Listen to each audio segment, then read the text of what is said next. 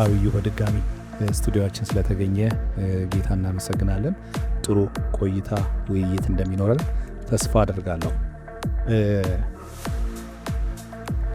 በዚህ በአብርሆተ ሎጎስ ሊመለሱ የሚገቡ አንዳንድ መሰረታዊ ጥያቄዎችን ይዘናል። ከአንተ ጋር የምንወያይባቸው ጥያቄዎች የመጀመሪያው ዛሬ በዋናነት የምናተኩረው ቤተክርስቲያንና ክርስትና ወይም መንፈሳዊነትና ጦርነት ወይም ቤተክርስቲያንና ጦርነት በሚሉ ርዕሶች ነው። ጦርነት ብዙ ጊዜ ተግባሩ ብቻ ሳይሆን ቃሉ ራሱ ያስፈራል። ጦርነት ዝም ብሎ አይቀሰቀስም። በጦርነት ብዙ ነገር ይባክናል። የሰው ኃይል ይጎዳል። ሪሶርስ፣ የሀገር መዋለ ነዋይ ይባክናል። በዛ ላይም በግራና በቀኝ በተለያየ አስተሳሰብ የሚጎዱ ሰዎች አሉ።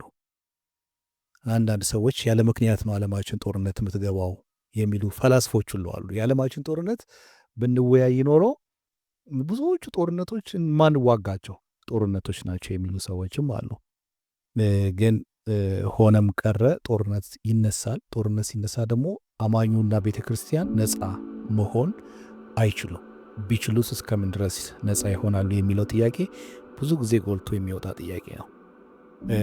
የመጀመሪያው ጥያቄ ላንተ ተገቢ ወይም ትክክለኛ ጦርነት አለ ወይ? መቼና እንዴት ሊሆን ይችላል የሚል ጥያቄ ነው። እሺ ሞጌን አመሰግናለሁ ድጋሚ እድል ስለሰጣችሁኝ እና ደግሞ ርዕሰ ጉዳዩን በጣም ትልቅ ርዕሰ ጉዳይ፣ ሰፊ ርዕሰ ጉዳይ ነው። ምናልባትም ሙሉ ለሙሉ በዚህ ክፍል የምናየውና የምንጨርሰው ሳይሆን ግን ቢያንስ ምን እንበል የሚለውን ነገር ለማለት የሚሆኑ ነገሮች ናቸው። መጀመሪያ አንተ እንደገለጽከው እንግዲህ ጦርነት የማይነካው የሰው ልጅ ክፍል የለም።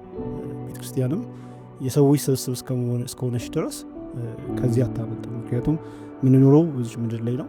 እዚች ምድር ላይ ስንኖር እዚህ ምድር ላይ ያለ መከራ እኛንም ይመለከተናል፣ ይነካናል። ስለዚህ ጉዳዩ በጣም ትልቅ ጉዳይ ነው። ግን የመጀመሪያውን ጥያቄ ለመመለስ ያህል ተገቢ ወይም ትክክለኛ ጦርነት አለ ወይ መቼና እንዴት የሚለው ላይ እንግዲህ በክርስትና አስተምሮ ውስጥ ሁለት እይታዎች፣ ዋና እይታዎች አሉ።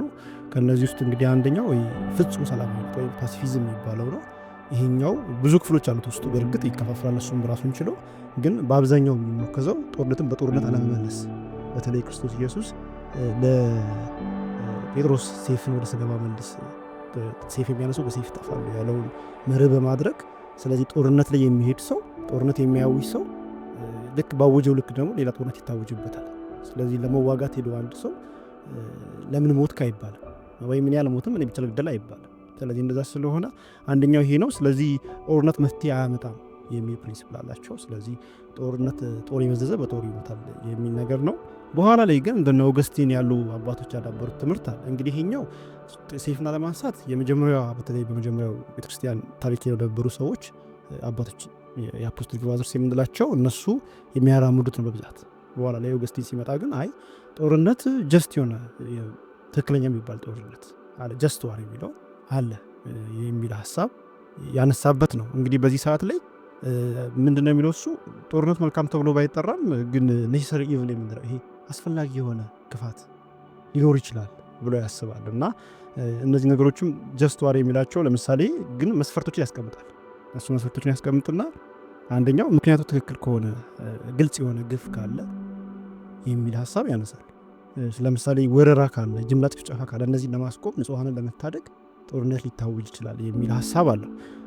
ሌላኛው ምንም አማራጭ ከጠፋ ላስት ሪዞርት ከሆነ የመጨረሻ መፍትሄ መስሎ ከታየ ወይም አማራጭ ከሌለ ይህን ጦርነት ሊሞከር ይችላል የሚል ነገር አለው። ሶስተኛ ላይ የሚያነሳው እንግዲህ የህጋዊ ስልጣን ያለው አካል ጦርነት ማወጅ ይችላል መንግስት ይላል። እና ይሄ በተለይኛው ሀሳቡ ከመንግስት ጋር በነበራቸው በተለይ የሮም ካቶሊክ የሚሆን በዛ ሰዓት በተለይ በነበረው ቤተክርስቲያን ከመንግስት ጋር ባላት በዛ ኢንፍሉዌንስ ተደርጎ ተጽዕኖ ሲወድቆ ነው መንግስትን እውቅና የሰጠው የሚል የሚተችበት ነው። ሌላኛው ተመጣጣኝ ሲሆን ሁለት እኩል አቅም ያላቸው ከሆኑ ይዋጉ የሚል ነገር፣ ይዋጉም ችግር የለውም የሚል ነገር ያስቀምጣል። ስለዚህ ሌሎችም ያስቀምጣቸው ነገሮች አሉ። ግን ጠቅላላ አድርገን ግን ለማየት ግን በዚህ ጉዳይ ላይ እንግዲህ በዋናነት ክርስቲያን ታሪክን ካየን ወይም ደግሞ የጌታ ኢየሱስ ክርስቶስን ትምህርት ላይ ከተመረኮዝን አስፈላጊ ትክክለኛ ጦርነት አለ ወይ የሚለው ነገር ከተመለሰን አይ ጦርነት አስፈላጊ በየትኛውም መንገድ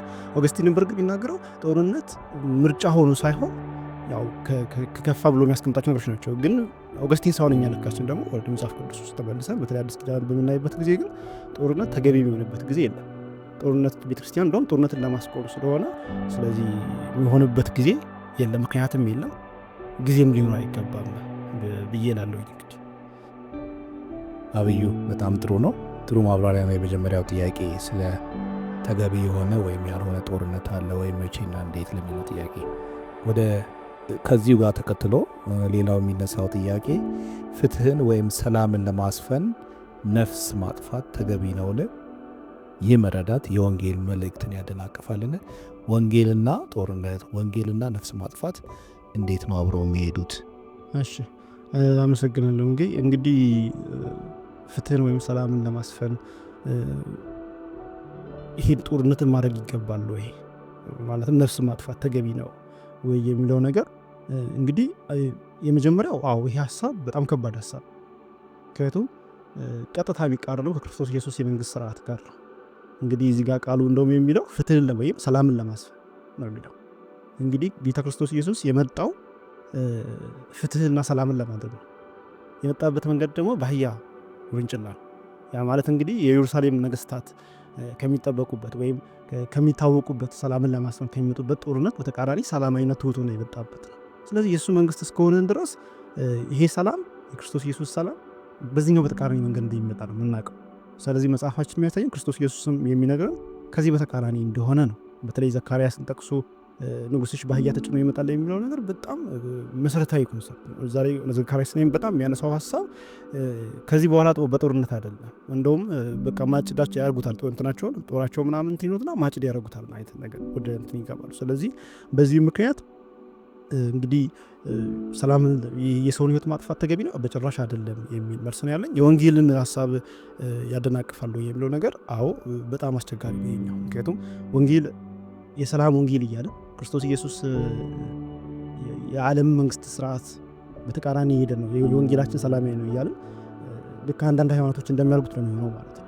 ሰላም ነው እንላለን፣ ግን አስፈላጊ ሲሆን ግን ሰው ልንገል እንችላለን ሃይማኖታችን ከተነካ የሚል ነገር ወይም የሆነ ግሩፕ ውስጥ ገብተን ልንል እንችላለን ማለት ያ ደግሞ በክርስቶስ ኢየሱስ ዘንድ እጅግ በጣም አስቸጋሪ ነው ወይም የእሱን ትምህርት የሚቃረብ ነው። በእርግጥ እንደዚህ ሲባል ግን ቀላል መልስ መስጠቱ ማለፍ ግን ከባድ ነው።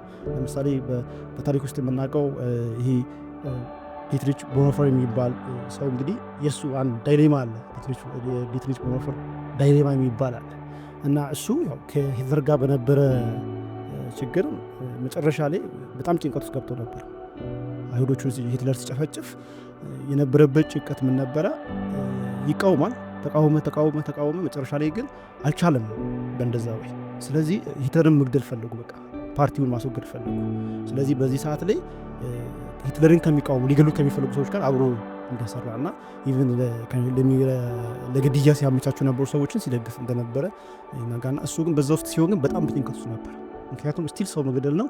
ስለዚህ በከፍተኛ ጭንቀት ውስጥ እንዳለፈ ይነገራል። ስለዚህ ይህን ነገር የሚያነሱ ሰዎች እንግዲህ ይህን ሀሳብ እንኳ የሚደግፉ ሰዎች እንደዚህ አይነት ሰዎች በጣም ጨፍጫፊ የሆኑ ሰዎች ሲመጡ ለምሳሌ አንድ እብድ የሆነ ሹፌር ንጹሐን እየገደለ ቢመጣ እንዴት ነው የምታስቆሙት የሚል ነገር ይመጣና ስለዚህ ሰውየውን መግደል ነው ወይስ እንዴት ነው የምናስቆሙ ያለን አማራጭ መግደል ቢሆንስ የሚል አጣብቂኝ ይመጣና በዚህ ሰዓት ላይ በጣም በከፍተኛ ጭንቀት በነሳ ሆነ ይህን ሰውዬ በሆነ መንገድ እናስቆመው ይገባል፣ ግን በጣም ከፍተኛ ጭንቀት ነው ያለበት የሚል ነገር አለ። ስለዚህ ዝም ብለ እንደው ተነስተን በቃ ሰላምን ለማስፈን እንዴት ጦርነት ያስፈልጋል ምንለው ጉዳይ ሳይሆን ኢቭን የሚደግፉ ሰዎች ራሱ በከፍተኛ ጭንቀት በብዙ ንሳ የሚል ነገር አላቸው። ግን እስቲ ይሄኛው አስቸጋሪ ነው የሚሆነው። የክርስቶስ ኢየሱስ መንገድ መከተልና መገፋት ይተሻላል። እንግዲህ ለወንጌል እንቅፋት የሚሆንበት መልእክት አንደኛው ወንጌል የፍቅርና የይቅርታ ነው። እግዚአብሔር ይቅር ብሎናል። ስለዚህ እኛም እርስ በርስ ይቅር የምንል ከዛ ደግሞ መልእክታችን ራሱ ይቅርታ ነው፣ እርቅ ነው። ስለዚህ ይህን ይዘን ጦርነትን ካለን ጦርነት ደግሞ ዋናው ትልቁ ነገር ጥላቻ በቀል ነው። ስለዚህ እነዚህ ነገሮች ስለሚጋጩ በተቻለ አቅም ቤተክርስቲያን የመጨረሻ አድሏን ተጠቅማ በፍጹም በቃ ጦርነትን ሰላምን ለማስፈን ጦርነት መፍትሄ አይደለም ብላ ነው መግባት ያለባት። ስለዚህ ይሄን ቦታ ስታደርግ ግን አስታራቂ ሆና መሀል ላይ ሆና ነው ከዳር ሆና አስተያየት መስጠት ነው ሳይሆን መሀል ላይ ገብታ ችግሩን ተጋፍታ ያን ነገር ማድረግ አለባት። እንደዛ ካልሆነ ግን መልእክቱ የይቅርታ መልእክት ረከሰ ማለት ነው። ጦርነት ካወጀች ቸርች በቃ ይቻላል ካለች ምንድን ነው ይቅርታ? ረከሰ ማለት። ስለዚህ በዚህ ምክንያት ሁልጊዜም ሰላም መስበክ ያስፈልጋል። በጣም ጥሩ ነው አብዩ። ሌላ ጥያቄ፣ በታሪክ ውስጥ ቤተ ክርስቲያን ጦርነቶችን ባርካለች ደግሞም ኮንናለች። ትክክለኛ የቱ ነው? ከዚህ ውዝግብ ምን እንማራለን? በቅርቡ በኢትዮጵያ ታሪክ የምናስታውሰው ፋሺስት ኢጣሊያ ወደዚህ ስትመጣ የቫቲካኑ ፖፕ ባርከው በላቲን የተባረከ ጦርነት ብለው ነው ይላኳቸው። ያ እንግዲህ አንድ አካሄድ ነው። ድሃ ህዝብ ላይ ጭቁን ህዝብ ላይ የገዛ መብትና ማንነቱ ላይ የተዘመተ ጦርነት በመንፈሳዊ ሰዎችም ይባረካል። ሌላ ጊዜ ደግሞ ቤተ ክርስቲያን ጣልቃ ገብታ ታስቆማለችና ቤተ ክርስቲያን ጦርነት ሲነሳ የምትይዘው አቋም ምን መሆን አለበት? የቃሉ ምላሽ ምን ይላል? እሺ ሞጌ፣ አዎ በተለይ እንዳልከው ነው ቫቲካን የኢትዮጵያ ላይ የተደረገውን ነገር ሌሎችም ጦርነቶችን ስናይ በታሪክ ውስጥ በቤተክርስቲያን ታሪክ ውስጥ በጣም አንገት የሚያስደፉ አሳዛኝ ታሪኮች ሆኗል በጦርነት በኩል እና በታሪክ ውስጥ ቤተክርስቲያን ጦርነቶችን ባርካለች ደግሞም ኮንናለች የሚል ሀሳብ አለና ሁለቱንም ባርካለች እውነት ነው። እንግዲህ በዋናነት ቤተክርስቲያን በተለይ የባረከችባቸው ጊዜዎችን ካነሳን ከመንግስት ጋር ባላት መጋባት ከመንግስት ጋር ይሄ ሰኪራ ከሆነው መንግስት ጋር ያላቸው መጋባት በጣም ብዙ ጦርነቶችን እንዲባርኩ አድርጓል። ለምሳሌ አንዱ ያነሳው ይሄ የቅኝ ግዛት ወራሮች አብዛኞቹ የመጡ ከክርስቲያን ሀገሮች ናቸው ወራሮቹ። ስለዚህ በደንብ ተፈቅዶላቸው የመጡ ናቸው። ትክክልም እንደሆነም ነው የሚያስቡት እና ቸርቾች መጥተው ቸርች ይተክላሉ። ከዛ ደግሞ የጥቁርና የነጭ ቸርች ብለው ከፍለው የባሪያና ምናምን ብለው ደግሞ እንትን ያደርጋሉ። ስለዚህ እነዚህ ሰዎች ክርስቶስን እናውቃለን የሚሉ ግን ተባርከው የተላኩ ናቸው። ይሄ በጣም የታሪክ ክርስትናን በጣም ብዙ ዋጋ ያስከፈለ ነው። ሌላው የመስቀል ጦርነት ነው።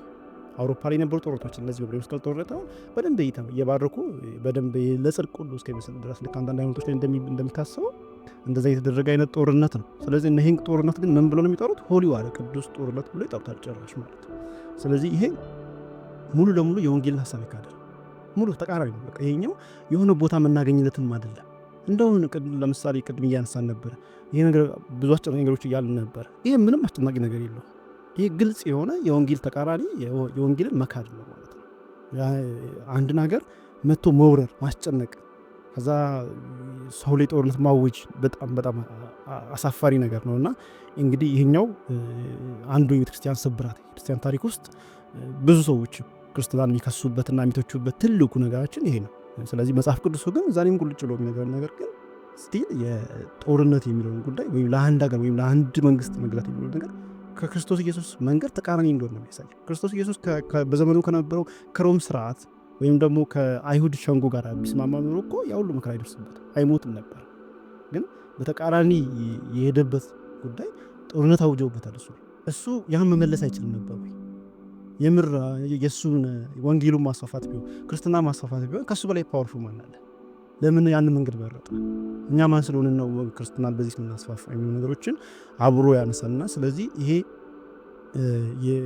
በታሪክ የምናያቸው ጦርነቶች በሙሉ እጅግ አሳፋሪዎች ናቸው። እንደዚህ ስንል ግን ቤተክርስቲያን ምንም አላደረገችም የኮነነችው የለም ወይ የሚለው ነገር ግን አይነሳም። ለምሳሌ ማለት ቤተክርስቲያን ምንም አልኮነነችም ምንም አላደረገችም እንደዚህ ጦርነት ብቻ ያለችው አንልም።